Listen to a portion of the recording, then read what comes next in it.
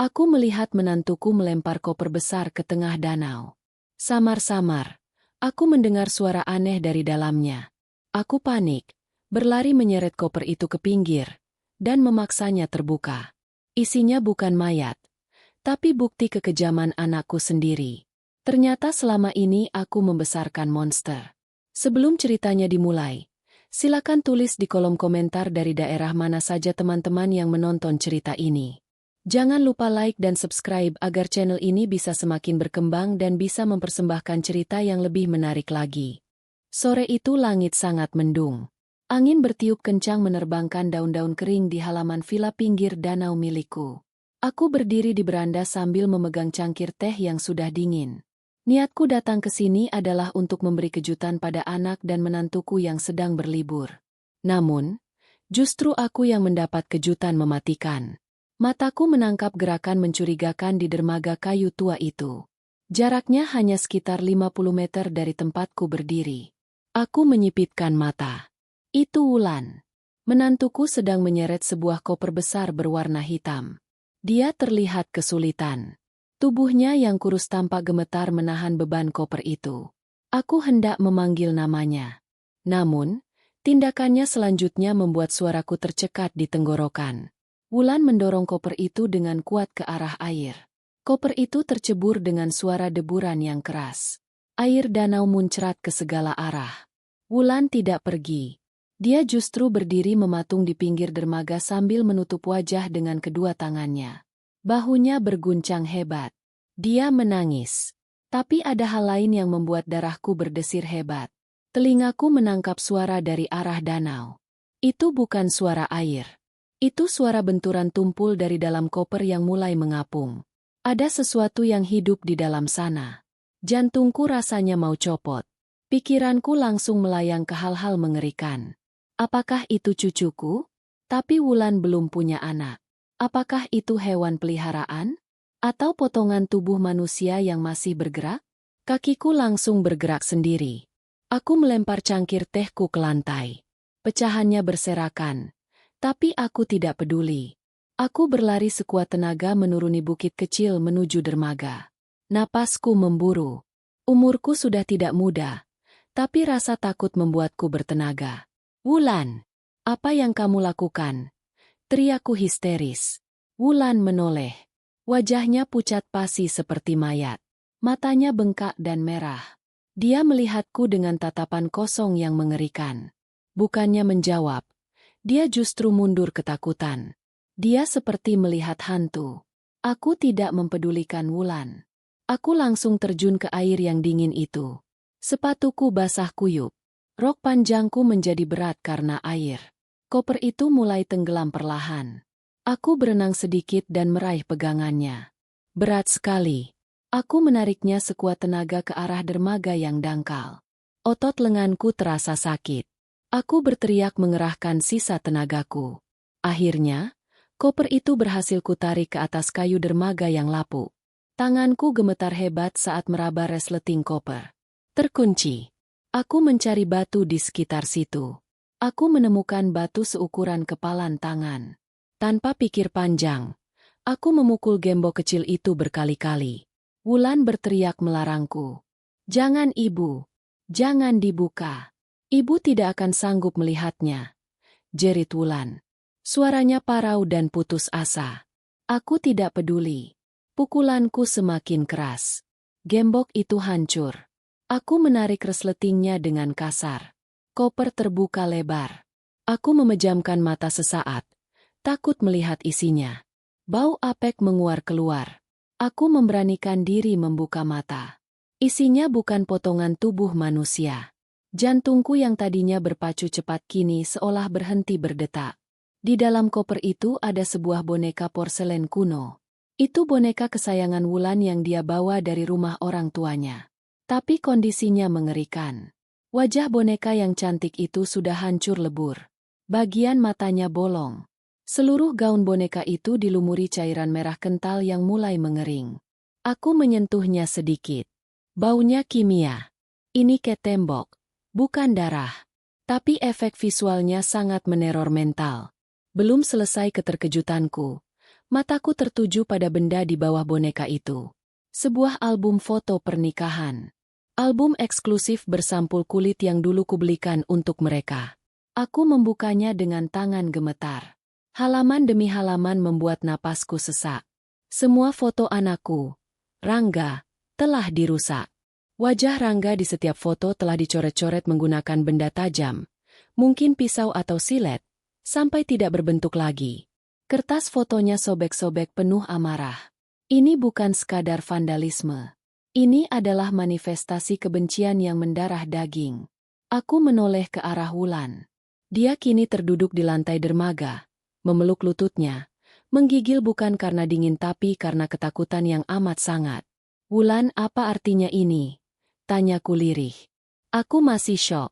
Tiba-tiba terdengar suara deru mobil mendekat dengan kecepatan tinggi. Mobil SUV hitam milik anakku berhenti mendadak di dekat dermaga. Rangga turun dari mobil. Wajahnya merah padam. Dia tidak terlihat khawatir pada istrinya yang basah dan gemetar. Dia justru menatapku dengan nyalang. "Ibu, sedang apa ibu di sini?"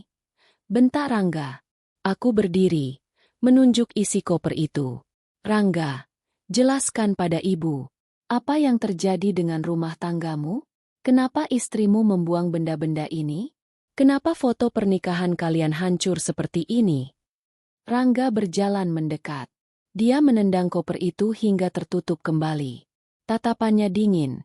Tidak ada rasa hormat sedikit pun. "Ibu itu orang luar. Ibu tidak usah ikut campur urusan kami," kata Rangga ketus. Dia mencengkeram lengan Wulan dan memaksanya berdiri. Wulan meringis kesakitan. Tapi dia tidak berani melawan. "Lepaskan dia, Rangga. Dia kesakitan," teriakku. Aku mencoba menarik Wulan, tapi tenaga Rangga jauh lebih kuat. Rangga mendorongku pelan, tapi cukup membuatku terhuyung ke belakang. "Ibu dengar ya, Wulan ini sakit jiwa. Sudah berbulan-bulan dia seperti ini. Histeris, merusak barang, berhalusinasi.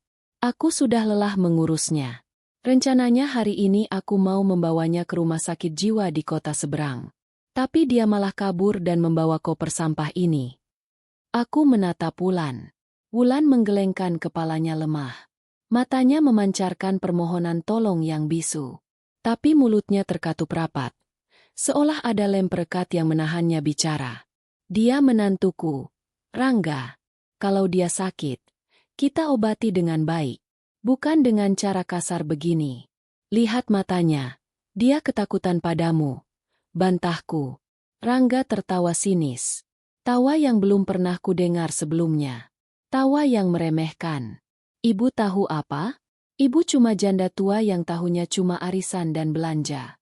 Ibu tidak tahu betapa menderitanya aku punya istri gila seperti dia. Dia berbahaya, Bu. Lihat foto-foto itu? Itu ancaman. Dia mau membunuhku. Kalau ibu menghalangiku, ibu sama saja membahayakan nyawa anak ibu sendiri." Kata-kata itu menohokku. Aku terdiam. Keraguan mulai menyusup. Apakah benar Wulan sakit jiwa? Tapi naluri keibuanku merasakan ada yang salah. Sangat salah. Rangga tidak memberiku kesempatan berpikir. Dia menyeret Wulan masuk ke dalam mobil. Wulan sempat menatapku sekali lagi sebelum pintu ditutup keras. Tatapan itu menghantuiku. Itu bukan tatapan orang gila. Itu tatapan orang yang sudah pasrah pada kematian. "Rangga, tunggu. Kita bicara dulu di dalam villa." Usahaku menahannya sia-sia. Rangga menurunkan kaca mobilnya sedikit. "Ibu pulang saja. Jangan bikin malu keluarga dengan teriak-teriak di sini. Urus saja tanaman ibu di rumah. Jangan pernah campuri urusan rumah tanggaku lagi atau aku akan memutus hubungan dengan ibu selamanya." Mobil itu melesat pergi meninggalkan debu. Aku berdiri sendirian di dermaga yang dingin. Koper berisi boneka hancur itu masih ada di kakiku. Angin malam mulai menusuk tulang. Tapi rasa dingin di hatiku jauh lebih beku. Anakku, yang kubesarkan dengan penuh kasih sayang, baru saja mengancam dan menghinaku demi membawa istrinya pergi entah kemana. Ada yang tidak beres. Rangga berbohong. Aku yakin itu. Dan aku tidak akan tinggal diam. Koper ini adalah petunjuk pertamaku. Malam itu aku tidak bisa tidur. Aku memutuskan untuk tetap tinggal di villa. Mataku terus menatap langit-langit kamar yang gelap. Kata-kata kasar Rangga terus terngiang di kepalaku. Ibu cuma janda tua yang tahunya cuma arisan. Kalimat itu menyakitkan, tapi sekaligus menyadarkanku. Selama ini aku memang terlalu percaya. Aku memberikan kepercayaan buta pada Rangga karena dia satu-satunya anakku. Suamiku sudah meninggal 10 tahun lalu, meninggalkan perusahaan tekstil yang cukup besar. Karena aku merasa sudah tua, aku menyerahkan operasional perusahaan pada Rangga. Aku hanya menerima laporan bulanan dan dividen. Aku pikir dia mengelolanya dengan baik. Aku bangun dari tempat tidur dan menyalakan lampu. Aku butuh berpikir jernih. Aku pergi ke dapur, menyeduh kopi hitam. Sambil memegang cangkir hangat, pikiranku melayang ke masa lalu. Potongan-potongan memori yang dulu kuanggap remeh, kini mulai tersusun menjadi sebuah gambar yang mengerikan. Aku ingat kejadian 3 bulan lalu. Saat itu acara ulang tahunku. Wulan datang terlambat. Dia memakai gaun lengan panjang dan kacamata hitam, padahal acara diadakan di dalam ruangan. Saat aku memintanya melepas kacamata, dia menolak dengan alasan sakit mata. Tapi saat dia hendak mengambil kue, lengan bajunya tersingkap sedikit. Aku melihat warna ungu kebiruan di pergelangan tangannya. Lebam. Saat itu aku bertanya, "Wulan, tanganmu kenapa?" Belum sempat Wulan menjawab, Rangga langsung memotong. "Ah, biasa Bu." Wulan itu ceroboh sekali. Kemarin dia terpleset di kamar mandi. Sudah kubilang hati-hati, tapi dia memang dasarnya kikuk. Wulan hanya diam dan menunduk. Saat itu aku percaya saja. Rangga adalah anak yang sopan dan lembut di depanku. Tidak mungkin dia memukul istrinya. Aku bahkan sempat menasihati Wulan agar lebih berhati-hati. Betapa bodohnya aku saat itu. Aku justru menyalahkan korban. Ingatanku melompat ke kejadian lain. Masalah keuangan. Setiap bulan, aku mentransfer uang tambahan khusus untuk Wulan. Jumlahnya tidak sedikit. Aku tahu Rangga gajinya besar. Tapi aku ingin Wulan punya pegangan sendiri. Aku ingin dia bisa belanja atau ke salon tanpa harus minta suami.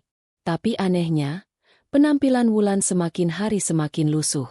Bajunya itu-itu saja. Dia tidak pernah lagi pergi perawatan. Wajahnya kusam dan tubuhnya semakin kurus. Pernah suatu kali aku mengajaknya belanja tas. Wulan menolak halus. "Tidak usah, Bu. Uangnya ditabung saja," katanya saat itu. Aku pikir dia istri yang hemat dan bijaksana. Aku bangga padanya. Tapi sekarang, setelah melihat koper itu, aku sadar, uang itu tidak pernah sampai ke tangan Wulan. Rangga pasti mengambilnya. Kemana uang itu pergi? Rangga selalu bilang dia sibuk. Dia sering dinas luar kota. Ada proyek di Bali, katanya. Ada meeting di Singapura. Alasannya minggu lalu. Tapi saat dia pulang, dia tidak pernah membawa oleh-oleh untuk Wulan. Dia hanya membawa baju kotor dan wajah lelah.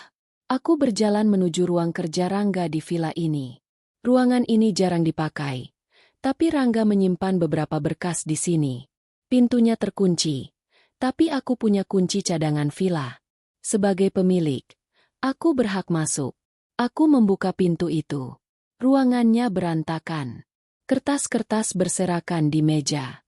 Botol-botol alkohol kosong menumpuk di sudut ruangan. Ini bukan ruang kerja eksekutif muda yang sukses. Ini sarang pemalas. Aku mulai menggeledah laci meja. Kosong.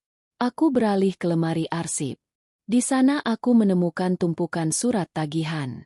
Mataku terbelalak melihat angka-angkanya. Tagihan kartu kredit atas nama Rangga. Totalnya ratusan juta rupiah. Tanggal transaksinya menunjukkan pembelian barang-barang mewah. Tas bermerek, perhiasan berlian, jam tangan mahal.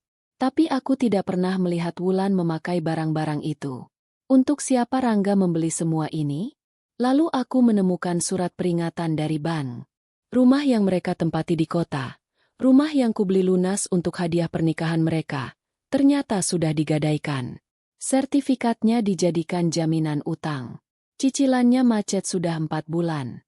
Surat itu menyebutkan bahwa rumah akan segera disita jika tidak ada pelunasan dalam waktu dekat. Tubuhku lemas. Aku merosot duduk di kursi kerja Rangga. Kepalaku pening. Anakku bukan pengusaha sukses. Dia penipu. Dia bangkrut tapi berlagak kaya. Dan yang paling menyakitkan, dia memeras ibunya sendiri dan menelantarkan istrinya. Tiba-tiba pandanganku tertuju pada sebuah kotak kecil di bawah tumpukan kertas koran bekas. Aku menarik kotak itu. Di dalamnya ada sebuah struk pembayaran hotel bintang 5 di Jakarta. Tanggalnya sama persis dengan waktu Rangga bilang dia sedang dinas ke Surabaya. Di struk itu tertera pesanan untuk 2 orang. Dan ada satu nama yang tertulis di catatan pesanan kamar untuk akses tambahan. Bella. Siapa Bella? Nama itu asing bagiku. Tapi naluriku sebagai wanita langsung bekerja. Ini bukan rekan bisnis. Ini selingkuhan. Semuanya kini masuk akal. Rangga butuh uang untuk membiayai gaya hidup mewahnya bersama perempuan bernama Bella ini. Dia mengambil uang belanja Wulan. Dia mengambil uang perusahaan. Dia menggadaikan rumah. Dan ketika Wulan mulai protes atau mengetahui hal ini, Rangga melakukan kekerasan. Wulan tidak gila. Wulan depresi karena tekanan batin yang luar biasa. Rangga memutarbalikan fakta, membuat seolah-olah Wulan yang bermasalah agar dia bisa menyingkirkan istrinya tanpa dicurigai. Boneka hancur dan foto dicoret itu bukan tanda sakit jiwa. Itu adalah jeritan hati seorang istri yang dikhianati dan disiksa, namun tidak punya suara untuk melawan. Air mataku menetes. Bukan air mata kesedihan, tapi air mata kemarahan. Aku merasa gagal sebagai ibu. Aku membesarkan anak laki-laki yang tidak tahu cara menghargai perempuan.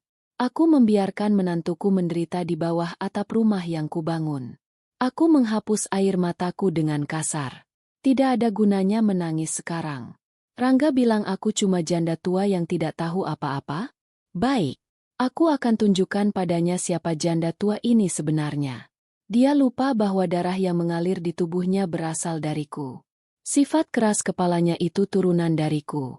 Dan sekarang, dia akan berhadapan dengan ibunya sendiri. Aku mengambil ponselku. Waktu menunjukkan pukul 3 pagi. Aku tidak peduli.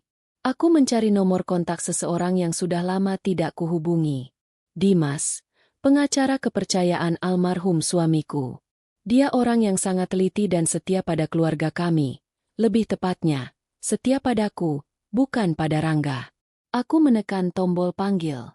Nada sambung terdengar beberapa kali sebelum suara serak khas orang bangun tidur menjawab. Halo? Bu Lestari? Ada apa menelepon pagi buta begini? Ada keadaan darurat. Tanya Dimas cemas. Sangat darurat, Dimas. Jawabku tegas. Suaraku tidak bergetar lagi. Siapkan berkas-berkas pengambil alihan aset perusahaan. Dan carikan aku detektif swasta terbaik yang kamu kenal. Aku mau audit total keuangan Rangga dan aku mau bukti perselingkuhannya. Aku ingin semuanya siap dalam waktu 24 jam. Bu, Ibu yakin? Ini menyangkut Pak Rangga. Suara Dimas terdengar ragu. Lakukan saja, Dimas. Atau aku cari pengacara lain. Ancamku. Baik, Bu. Saya kerjakan sekarang. Aku menutup telepon. Aku berjalan keluar ke beranda lagi. Hujan sudah reda. Danau kembali tenang, menyembunyikan rahasia di kedalamannya. Tapi aku tidak akan tenang. Perang baru saja dimulai. Aku akan menyelamatkan Wulan, meskipun harus menghancurkan anakku sendiri. Aku tidak akan membiarkan Rangga menang. Koper itu adalah saksi bisu, dan aku akan menjadi hakimnya. Pagi itu, sinar matahari masuk melalui celah gorden villa, tapi tidak sedikit pun menghangatkan hatiku. Aku sudah mandi dan berpakaian rapi. Bukan baju santai untuk liburan, tapi setelan blazer yang biasa kupakai saat rapat direksi. Aku siap berperang. Detektif yang direkomendasikan Dimas, seorang pria parubaya bernama Pak Handoko, sudah menghubungiku. Dia bekerja cepat. Namun, sebelum aku bertemu dengannya, aku butuh bukti fisik yang lebih kuat. Aku teringat sesuatu. Wulan pernah bilang dia suka merekam resep masakan di dapurnya. Beberapa bulan lalu, dia minta izin memasang kamera kecil di sudut ruang tengah dan dapur rumah mereka di kota untuk membuat konten memasak. Rangga awalnya melarang, tapi akhirnya mengizinkan dengan syarat kamera itu tidak boleh merekam saat dia ada di rumah. Aku curiga, mungkin Wulan tidak sepenuhnya mematikan kamera itu. Aku menyetir sendiri ke rumah Rangga dan Wulan di kota. Perjalanan 2 jam terasa sangat lama. Sesampainya di sana, rumah itu sepi. Gerbang terkunci. Tapi sebagai pemilik sah sertifikat, meski sekarang digadaikan Rangga, aku punya kunci duplikat. Aku masuk. Rumah itu berantakan dan bau rokok menyengat. Di ruang tengah, sofa-sofa mahal tampak kotor. Aku langsung menuju dapur. Kamera kecil itu masih ada di sana, tersembunyi di antara toples bumbu. Lampu indikatornya mati. Mungkin baterainya habis. Aku mengambil kartu memorinya. Jantungku berdebar saat memasukkannya ke laptop yang kubawa. Aku mulai memeriksa file-file video. Sebagian besar isinya memang video Wulan memasak sendirian. Wajahnya sedih, tapi dia berusaha tersenyum ke arah kamera. Namun, ada satu folder bernama backup_jangan_ dihapus. Tanggalnya baru seminggu yang lalu. Aku memutarnya. Video itu menampilkan ruang tengah. Sudut pandangnya agak miring. Sepertinya Wulan sengaja memutar kamera dapur ke arah ruang tamu saat Rangga tidak melihat. Di video itu, terlihat Rangga sedang duduk di sofa, menelepon seseorang dengan nada mesra. "Sayang, sabar dong. Si tua itu pasti kasih uangnya bulan depan. Nanti kita langsung ke Paris, sesuai janjimu." Suara Rangga terdengar jelas. Dia menyebutku, si tua. Dadaku sesak, tapi aku terus menonton. Tak lama kemudian, Wulan masuk ke dalam frame. Dia membawa nampan berisi kopi. Wajahnya ketakutan. Saat meletakkan kopi, tangannya gemetar dan sedikit kopi tumpah ke meja. Rangga langsung berdiri dan menampar Wulan. Suara tamparan itu begitu keras hingga aku menutup mulutku sendiri karena kaget. Wulan tersungkur. "Dasar tidak berguna. Bikin kopi saja tidak becus," bentak Rangga. Wulan menangis sambil memegangi pipinya. "Maaf, Mas, aku tidak sengaja." Maaf, kamu itu cuma beban. Kalau bukan karena ibu yang terus membelamu, sudah kubuang kamu dari dulu." Rangga menjambak rambut Wulan, memaksanya menatap wajahnya. "Dengar ya, kalau kamu berani ngadu ke ibu soal Bella, atau soal uang yang kupakai judi, aku bunuh kamu. Paham?" Wulan mengangguk cepat sambil terisak. Rangga melepaskannya dengan kasar hingga kepala Wulan terbentur kaki meja. Video berakhir. Aku gemetar. Air mata kemarahan membasahi pipiku. Ini bukan sekadar bukti perselingkuhan. Ini bukti kekerasan dalam rumah tangga dan ancaman pembunuhan. Ini kriminal. Anakku adalah seorang kriminal. Aku merasa jijik. Bagaimana bisa aku melahirkan laki-laki sekejam ini? Aku menyalin semua file itu ke harddisk eksternal dan juga ke penyimpanan awan, cloud. Ini adalah senjata utamaku. Saat aku hendak keluar, mataku menangkap sebuah ponsel tergeletak di bawah sofa. Sepertinya terjatuh dan terselip. Aku mengambilnya. Ponsel itu mati. Aku mencari pengisi daya di laci dan mencoba menyalakannya. Itu ponsel lama Rangga. Begitu menyala, tidak ada kata sandi. Bodoh sekali dia. Aku membuka galeri foto. Isinya membuatku mual. Foto-foto Rangga dan seorang wanita muda, pasti itu Bella, sedang berlibur di berbagai tempat mewah. Ada foto mereka di kasino, memegang tumpukan chip judi. Ada foto struk transfer judi online dengan nominal puluhan juta sekali main. Dan yang paling membuatku marah, ada tangkapan layar percakapan chat antara Rangga dan Bella. "Bella, kapan kamu ceraikan istrimu yang gila itu? Aku bosan jadi simpanan." Rangga, "Sabar, Beb. Aku lagi bikin skenario biar dia masuk RSJ. Kalau dia dinyatakan gila, aku bisa jadi walinya dan menguasai harta warisan ibu kalau si tua itu mati nanti. Kalau cerai sekarang, Aku nggak dapat apa-apa karena perjanjian pranikah. Aku terduduk lemas di lantai. Ternyata rencananya jauh lebih jahat dari yang kuduga. Dia tidak hanya ingin menyingkirkan Wulan, dia juga mengincar hartaku dan kematianku. Dia ingin menyatakan Wulan gila agar bisa menguasai aset secara legal. Aku mengantongi ponsel itu. Sekarang aku punya 2 senjata mematikan. Video kekerasan dan bukti rencana jahat mereka. Sore harinya, aku bertemu Pak Handoko di sebuah kafe terpencil. Dia menyerahkan sebuah amplop coklat tebal. Bu Lestari, ini hasil temuan saya, kata Pak Handoko dengan wajah serius. Anak ibu, Pak Rangga, punya utang judi online sebesar 2 miliar rupiah. Dia meminjam dari Lintah Darat. Bunga berjalannya sangat tinggi. Sertifikat rumah yang ibu berikan sudah bukan di bank, tapi di tangan bos judi itu. Dan wanita bernama Bella itu, dia sebenarnya kasir di tempat judi itu yang juga pacar gelap bosnya. Anak ibu sedang ditipu 2 kali lipat. Aku ternganga. Rangga bukan hanya jahat, dia juga bodoh. Dia dimanfaatkan oleh selingkuhannya sendiri. Terima kasih, Pak Handoko. Kerja Bapak luar biasa, kataku sambil menahan emosi.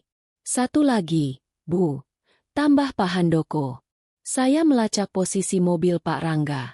Dia tidak membawa istrinya ke RSJ di kota seberang seperti yang dia bilang. Mobilnya ada di sebuah villa sewaan murah di daerah pegunungan, sekitar 30 km dari sini. Kemungkinan Bu Wulan disekap di sana. Informasi ini membuat darahku mendidih. Wulan dalam bahaya. Aku harus bertindak cepat. Tapi aku tidak boleh gegabah. Kalau aku langsung ke sana bersama polisi sekarang, Rangga mungkin akan nekat atau menyangkal semuanya dengan alasan Wulan memang sedang istirahat karena sakit jiwa. Aku butuh rencana yang membuat Rangga tidak bisa berkutik sama sekali. Aku harus memancingnya keluar. Aku kembali ke villa pinggir danau. Pikiranku berputar cepat menyusun strategi. Aku tidak boleh terlihat tahu apa-apa. Aku harus berpura-pura menjadi ibu bodoh yang dia remehkan. Pertama, aku menelepon Rangga. Aku mengatur suaraku agar terdengar lemas dan pasrah. Halo, Rangga. Sapaku. Apa lagi, Bu? Aku sibuk. Jawab Rangga ketus. Ibu. Ibu sudah memikirkan kata-katamu kemarin. Mungkin kamu benar. Mungkin ibu memang terlalu ikut campur. Kataku dengan nada sedih. Ibu sadar Wulan memang sepertinya butuh bantuan profesional. Ibu minta maaf ya, Nak. Ada jeda sejenak di seberang sana. Rangga pasti kaget. Baguslah kalau ibu sadar. Suaranya mulai melunak, tapi masih terdengar arogan. Ibu tenang saja. Wulan sudah aku titipkan di tempat perawatan yang bagus. Dia aman. Syukurlah. Ibu jadi lega. Aku berbohong. Oh ya, Rangga.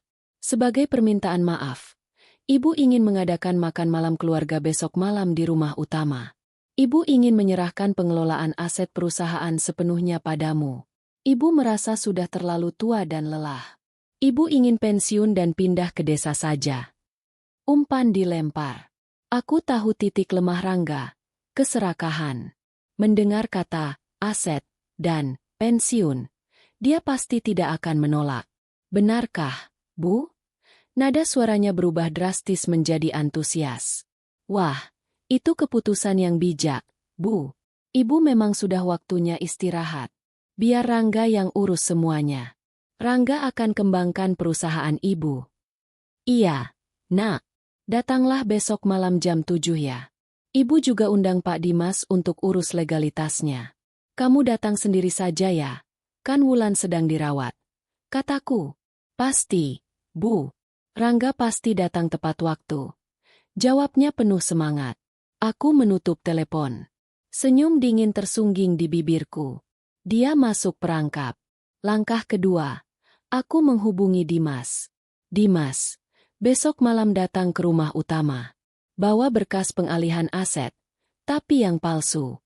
Dan satu lagi, siapkan surat pencabutan kuasa Rangga atas perusahaan serta surat tuntutan penggelapan dana. Bawa juga tim audit. Perintahku. Siap, Bu. Ibu yakin mau melakukan ini besok? Tanya Dimas. Sangat yakin. Oh ya, tolong hubungi Pak Jeffrey, teman lama saya di kepolisian. Bilang padanya saya butuh bantuan untuk penangkapan besok malam. Kasusnya KDRT, penggelapan, dan penyekapan. Langkah ketiga, penyelamatan Wulan. Aku tidak bisa membiarkan Wulan di sana sampai besok malam. Aku menelepon Pak Handoko lagi. Pak, tolong awasi villa tempat Wulan disekap. Pastikan dia aman. Begitu Rangga berangkat ke rumah saya besok sore, Bapak dan tim segera masuk dan selamatkan Wulan. Bawa dia langsung ke rumah saya. Pastikan dia sampai tepat waktu saat makan malam dimulai. Tapi masuk lewat pintu belakang. Jangan sampai Rangga lihat. Mengerti, Bu. Kami akan siapkan tim medis juga untuk berjaga-jaga. Jawab Pak Handoko.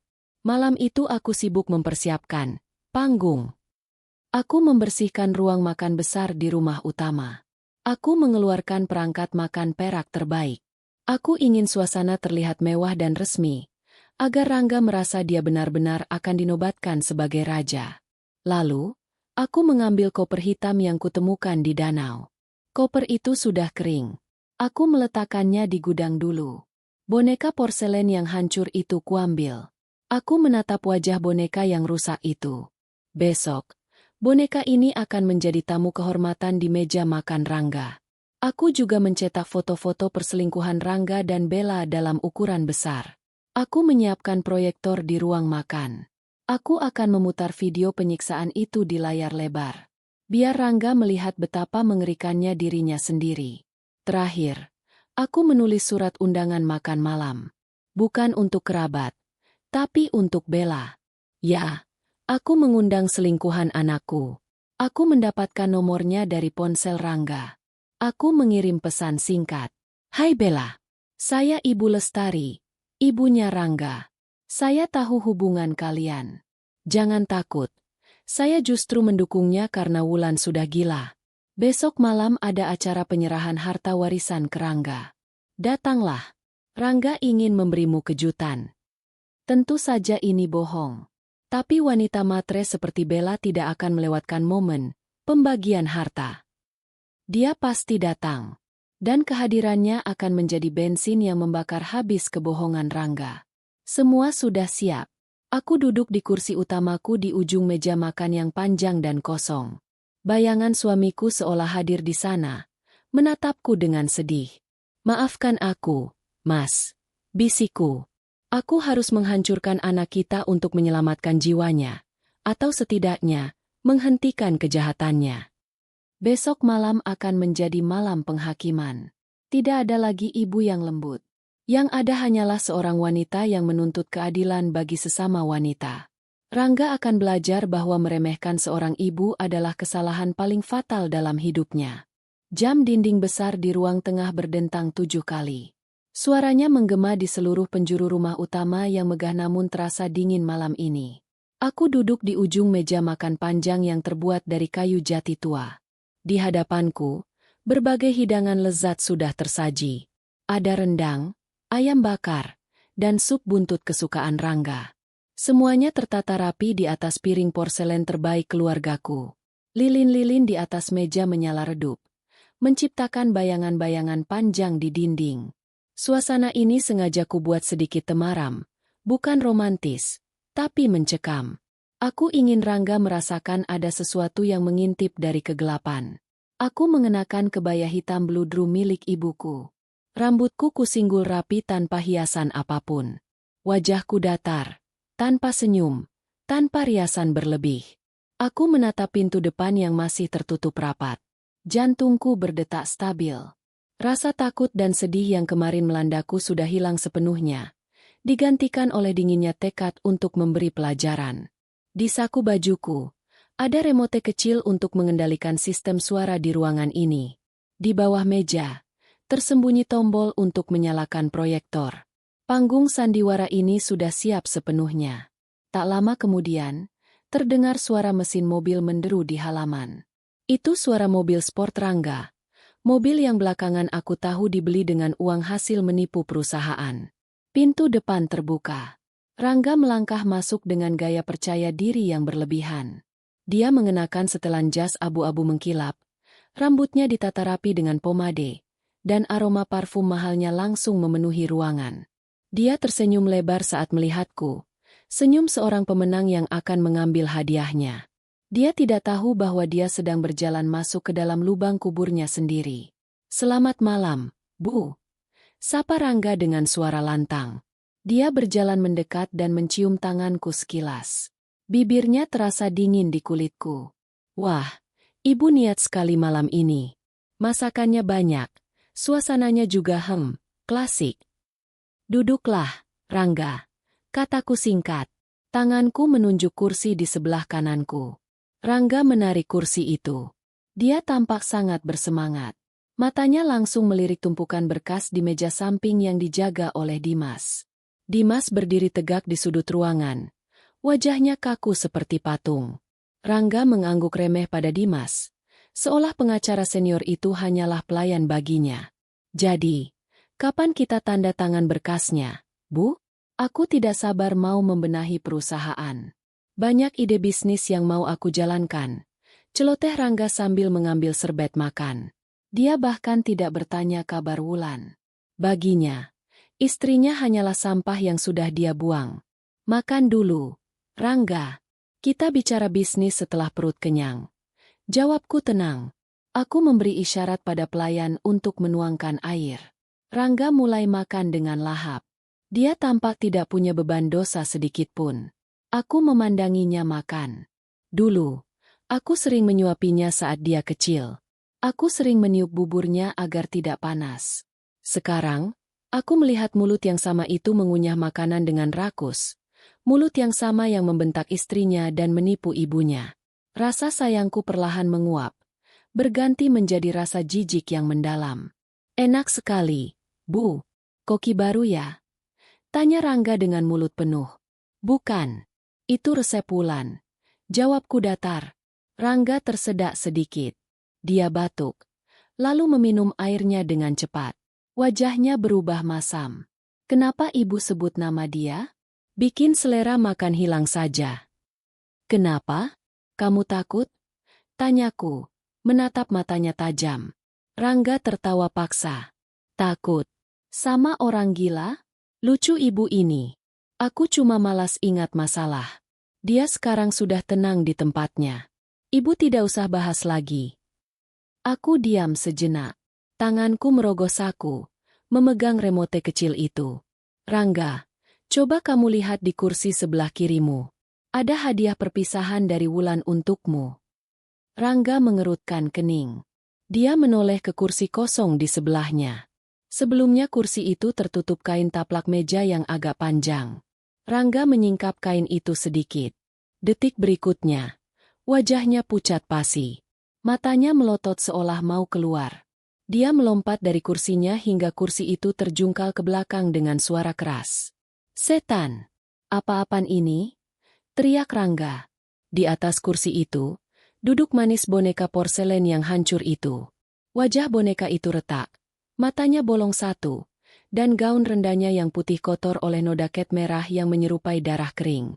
Boneka itu menatap lurus ke arah Rangga dengan matanya yang tersisa, seolah menuntut balas. Di pangkuan boneka itu, ada foto pernikahan mereka yang sudah dicacah pisau, tepat di bagian wajah Rangga. "Siapa yang taruh ini di sini?" "Pelayan. Siapa yang berani main-main?" Rangga berteriak histeris. Napasnya memburu. Keringat dingin mulai bercucuran di pelipisnya. Dia menatap boneka itu dengan ngeri, seolah benda mati itu bisa hidup dan mencekiknya. "Kenapa kaget, Rangga? Itu kan boneka kesayangan istrimu. Kamu bilang dia gila dan merusak barang. Ibu pikir kamu mau menyimpannya sebagai kenang-kenangan," kataku dengan nada dingin yang menusuk. Aku tidak beranjak dari dudukku. Aku tetap tenang memotong daging di piringku. "Buang benda itu. Buang sekarang," perintah Rangga pada pelayan yang berdiri ketakutan di sudut. Tapi pelayan itu tidak bergerak karena aku sudah melarang mereka melakukan apapun perintah Rangga malam ini. Tidak ada yang boleh menyentuhnya. Perintahku tegas. Rangga menatapku tak percaya. "Ibu, Ibu sengaja ya? Ibu mau menakut-nakuti aku? Ibu pikir aku anak kecil. Saat itulah aku menekan tombol di remote. Tiba-tiba, dari speaker tersembunyi di langit-langit ruangan, terdengar suara desisan statis, lalu diikuti suara tangisan lirih. Suara itu bergema, memantul di dinding-dinding batu rumah tua ini. Mas sakit. Mas ampun. Itu suara Wulan. Rekaman dari video CCTV yang kuambil. Suaranya terdengar seperti hantu yang merintih dari alam kubur. Rangga terhuyung ke belakang. Dia menabrak meja samping. Wajahnya kini bukan hanya pucat, tapi abu-abu. Dia memutar tubuhnya, mencari sumber suara. Wulan? Tidak mungkin. Kamu di mana? Teriaknya panik. Jangan pukul aku lagi. Mas, aku janji bakal diam. Suara itu berlanjut, diikuti suara tamparan keras yang menyakitkan telinga. Rangga menutup telinganya dengan kedua tangan. Dia mulai berhalusinasi. Matanya liar menatap sekeliling ruangan yang remang-remang. Dia melihat bayangan gorden yang bergerak tertiup angin dan mengira itu Wulan. Keluar kamu. Jangan sembunyi. Aku tidak takut sama orang gila, teriak Rangga. Tapi suaranya bergetar hebat. Kakinya gemetar. Dia tampak menyedihkan.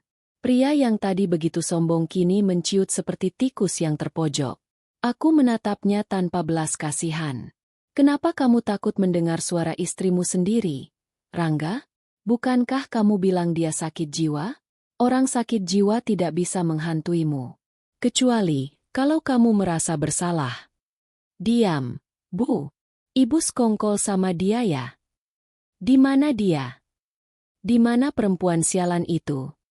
Rangga mencoba maju ke arahku. Tangannya mengepal. Dia hendak mengancamku secara fisik.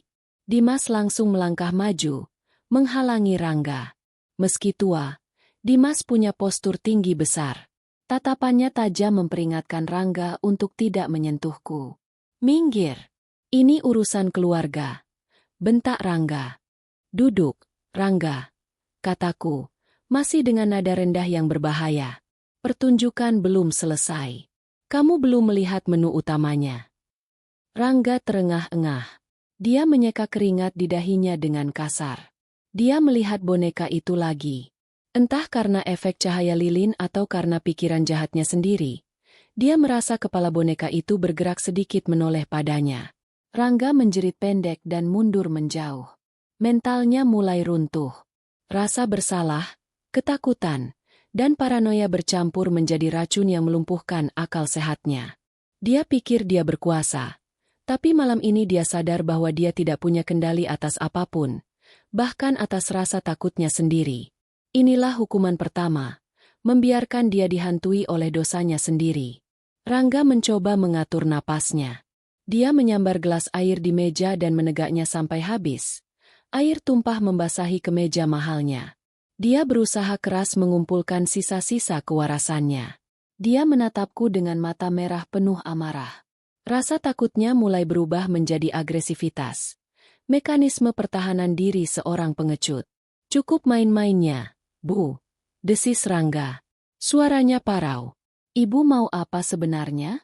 Kalau ibu mau membela si gila itu, silakan. Ambil saja dia. Aku tidak peduli. Sekarang, mana berkas warisannya? Aku tanda tangan. Lalu aku pergi dari rumah aneh ini.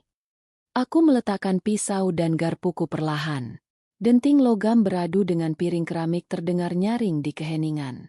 Aku berdiri perlahan, merapikan kebaya. Aku berjalan menuju saklar lampu utama dan menyalakannya. Ruangan menjadi terang benderang, menghilangkan kesan mistis, tapi justru memperjelas ketegangan di wajah Rangga. Kamu mau berkas? Baik. Dimas, tolong jelaskan posisi keuangan, calon direktur, kita ini. Perintahku. Dimas membuka map tebal yang dia pegang. Dia mengeluarkan selembar kertas dengan kop surat resmi bank. Pak Rangga. Suara Dimas berat dan formal.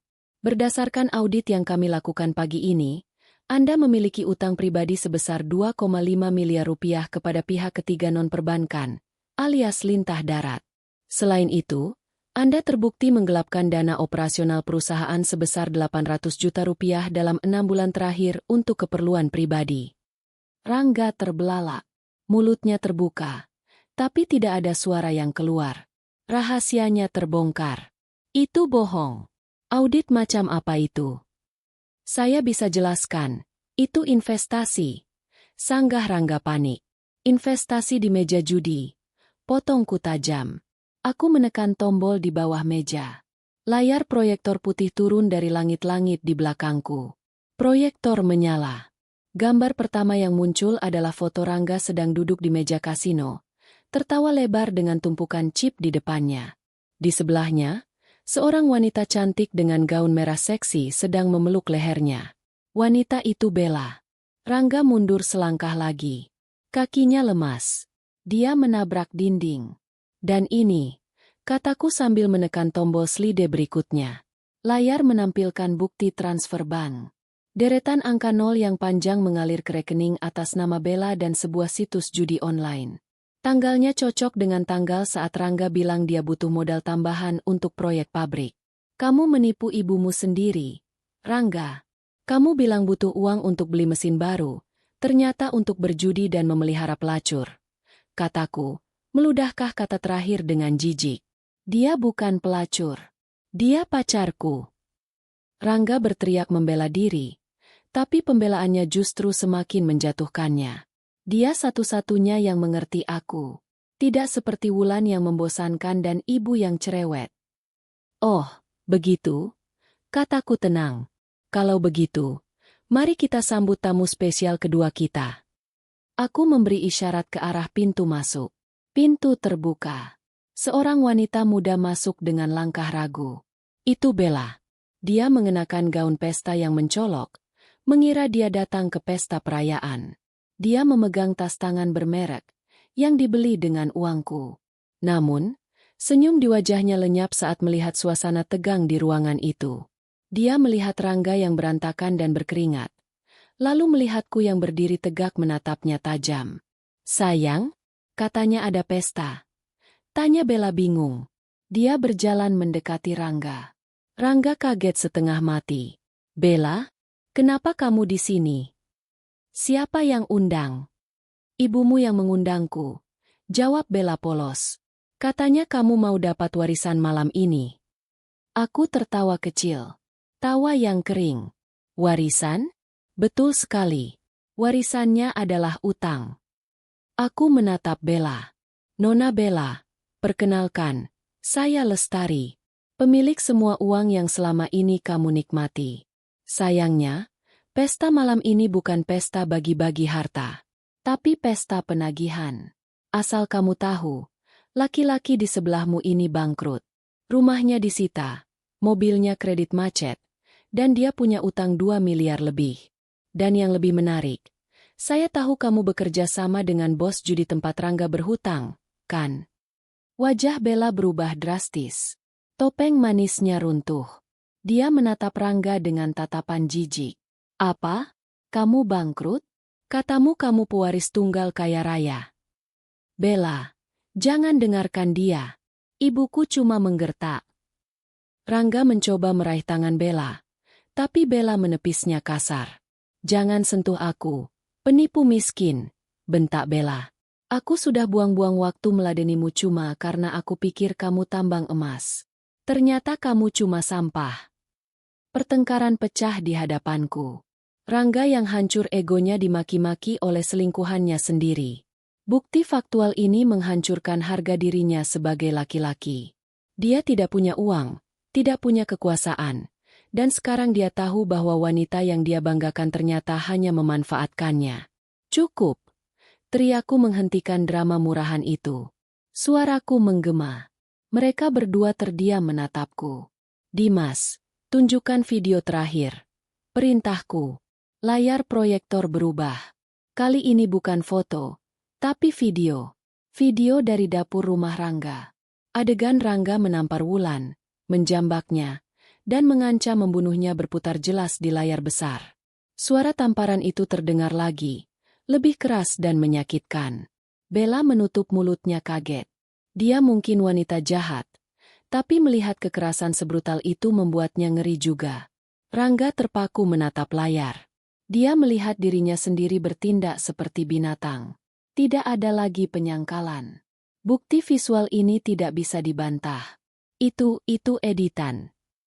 Gumam Rangga lemah, mencoba menyangkal fakta yang terpampang nyata. Editan.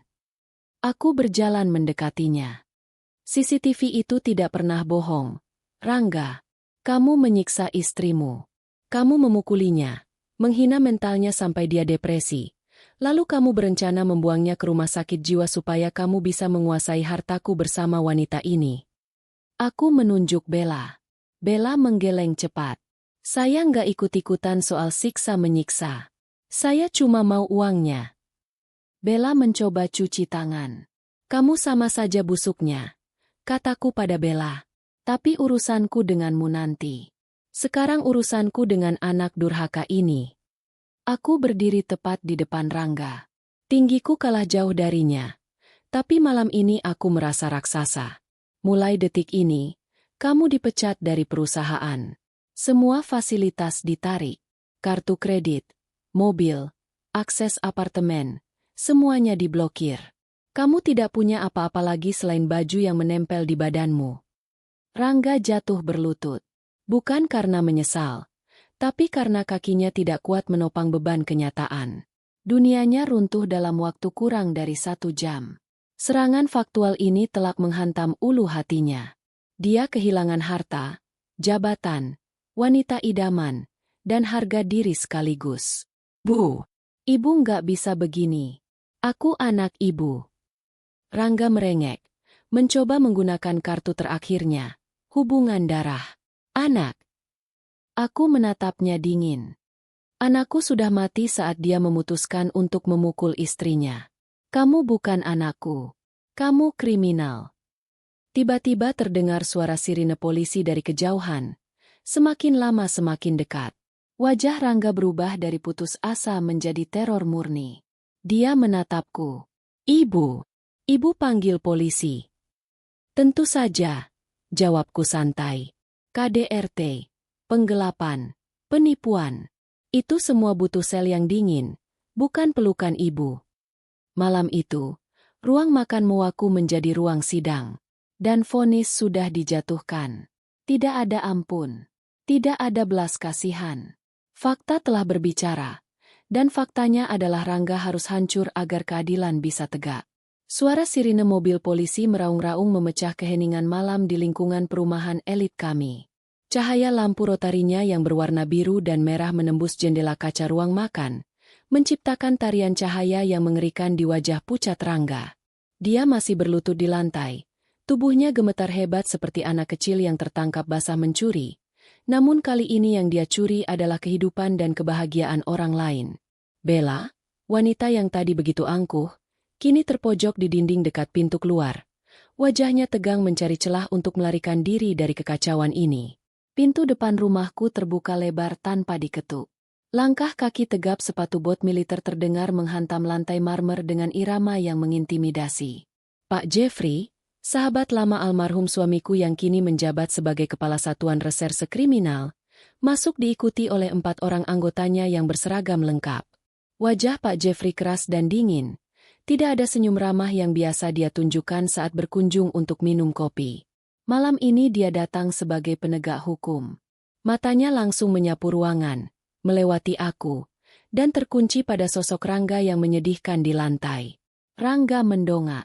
Harapan semu sempat muncul di matanya saat mengenali wajah Pak Jeffrey. Dia pikir koneksi keluarga bisa menyelamatkannya.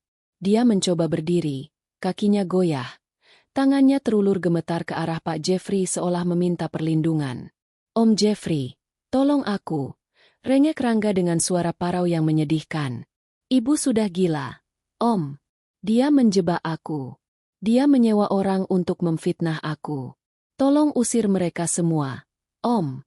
Aku tidak salah apa-apa. Pak Jeffrey tidak bergeming. Dia menepis tangan Rangga dengan gerakan tegas namun terukur. Dia mengeluarkan selembar kertas yang terlipat rapi dari saku seragamnya. Itu adalah surat perintah penangkapan. Dengan suara bariton yang menggema di seluruh ruangan, Pak Jeffrey mulai membacakan hak-hak Rangga dan tuduhan yang menjeratnya. Setiap kata yang keluar dari mulut Pak Jeffrey terasa seperti paku yang dipalu ke peti mati masa depan Rangga. Tuduhan penggelapan dana perusahaan, penipuan, dan yang paling berat, kekerasan dalam rumah tangga dengan bukti visual yang tak terbantahkan. Rangga menggeleng-gelengkan kepalanya histeris. Dia mundur, menabrak meja makan hingga piring-piring berjatuhan dan pecah berantakan. Suara pecahan keramik itu membuat suasana semakin kacau. Dia berteriak memanggil namaku, memohon ampun, berjanji akan berubah, berjanji akan mengembalikan semua uang itu. Tapi aku hanya berdiri mematung di samping Dimas. Wajahku datar, hatiku sudah beku. Permohonan maafnya terlambat. 10 tahun aku memanjakannya, dan inilah hasilnya. Malam ini aku harus menjadi ibu yang tega demi mengajarkan dia arti tanggung jawab yang sesungguhnya. 2 orang petugas polisi maju, memegang kedua lengan Rangga dengan kuat. Rangga memberontak. Dia meronta-ronta seperti orang kesurupan, berteriak bahwa dia adalah pemilik rumah ini, bahwa dia orang kaya yang tidak bisa disentuh hukum. Namun, borgol besi yang dingin itu berbunyi klik di pergelangan tangannya, mematikan segala arogansinya. Suara klik itu adalah suara paling indah yang kudengar malam itu. Itu adalah suara keadilan. Sementara itu, Bella mencoba menyelinap keluar saat semua orang fokus pada Rangga. Dia berjalan jinjit menuju pintu samping yang menuju taman. Tapi aku sudah mengantisipasinya. Aku memberi kode mata pada salah satu petugas wanita yang datang bersama tim Pak Jeffrey. Petugas itu dengan sigap menghadang langkah Bella. Bella terkejut. Dia mencoba memasang wajah polos dan tersenyum genit, berharap pesonanya bisa meluluhkan petugas hukum. Saya tidak ada hubungannya dengan ini. Pak, Bu. Saya cuma tamu undangan. Saya tidak tahu kalau pacar saya penjahat. Lepaskan saya. Saya mau pulang, kata Bella dengan nada manja yang dibuat-buat. Pak Handoko, detektif suaanku, muncul dari balik pintu dapur. Dia membawa sebuah tablet yang menyala. Dia menunjukkan bukti chat antara Bella dan bos judi online yang merencanakan pemerasan terhadap Rangga. Bella pucat. Dia bukan sekadar pacar. Dia adalah komplotan penipu. Pak Jeffrey memberi isyarat, dan Bella pun ikut diamankan. Teriakannya yang melengking memaki-maki Rangga memenuhi ruangan, menyalahkan Rangga karena menyeretnya ke dalam masalah ini. Rangga hanya bisa menunduk. Hancur lebur melihat wanita pujaannya ternyata musuh dalam selimut. Proses penggiringan mereka keluar rumah adalah momen penghakiman yang sesungguhnya. Aku berjalan di belakang mereka, diikuti Dimas. Saat kami melangkah keluar ke beranda depan, halaman rumahku yang luas sudah dipenuhi orang. Rupanya, keributan dan suara sirine telah memancing perhatian para tetangga. Tetangga-tetangga kami bukanlah orang sembarangan. Mereka adalah kolega bisnis, pejabat, dan tokoh masyarakat. Mereka semua berdiri di balik pagar, berbisik-bisik, menunjuk-nunjuk ke arah Rangga yang diborgol. Rangga yang biasanya selalu menjaga citra, selalu tampil necis dan sombong di depan tetangga, kini harus berjalan menunduk dengan tangan terikat. Wajahnya merah pada menahan malu yang tak tertahankan. Dia mencoba menyembunyikan wajahnya dari sorotan lampu jalan dan tatapan menghakimi orang-orang. Bisik-bisik tetangga terdengar jelas di telingaku. Mereka membicarakan betapa memalukannya kelakuan Rangga, betapa kasihannya aku, dan betapa terkejutnya mereka mengetahui sifat asli anakku. Reputasi yang dia bangun dengan kebohongan hancur dalam hitungan menit di depan publik. Tepat sebelum Rangga dimasukkan ke dalam mobil polisi, sebuah mobil hitam lain berhenti di depan gerbang. Pintu belakangnya terbuka, dan Wulan turun. Dia masih terlihat lemah. Wajahnya pucat tanpa riasan. Namun dia berdiri tegak. Dia mengenakan sweter tebal milikku yang kubawakan tadi. Matanya menatap lurus ke arah Rangga. Tidak ada ketakutan lagi di sana. Hanya ada rasa sakit yang mendalam dan perpisahan. Rangga melihat Wulan. Dia berhenti meronta. Mulutnya terbuka seolah ingin mengatakan sesuatu. Mungkin ingin minta maaf atau justru ingin memaki lagi. Tapi Wulan tidak memberinya kesempatan. Dia hanya menatap Rangga sekilas, lalu memalingkan wajahnya dan berjalan ke arahku. Dia memelukku erat, menyembunyikan wajahnya di bahuku. Tangisannya pecah. Tapi ini adalah tangisan pelepasan. Rangga melihat pemandangan itu dari balik kaca jendela mobil polisi yang perlahan tertutup. Dia melihat ibunya memeluk istrinya. Dua wanita yang dia sakiti kini bersatu melawannya. Mobil polisi itu perlahan bergerak menjauh. Membawa pergi anakku. Membawa pergi sumber penderitaan di rumah ini. Para tetangga mulai membubarkan diri satu persatu. Masih dengan wajah penuh tanda tanya dan simpati. Pak Jeffrey menghampiriku sebelum pergi. Dia menepuk bahuku pelan, memberiku kekuatan tanpa banyak kata. Dia tahu betapa beratnya bagiku melaporkan anak sendiri. Tapi dia juga tahu itu satu-satunya jalan untuk menyelamatkan Rangga dari kehancuran moral yang lebih parah. Malam itu berakhir dengan keheningan yang panjang. Aku dan Wulan duduk di ruang tengah yang berantakan. Tidak ada percakapan. Hanya ada suara napas kami yang lega. Rumah besar ini terasa kosong, tapi udaranya terasa jauh lebih ringan. Hantu ketakutan yang selama ini menghantui Wulan sudah pergi, dikurung di balik jeruji besi. Aku memegang tangan Wulan yang dingin, mengusap lebam samar di pergelangan tangannya. Aku berjanji dalam hati, mulai malam ini, aku akan menebus semua kelalaianku. Aku akan mengembalikan senyum di wajah menantuku. Senyum yang dulu direnggut paksa oleh anak kandungku sendiri. 6 bulan telah berlalu sejak malam penangkapan itu. Waktu bergulir membawa perubahan yang nyata dalam hidup kami.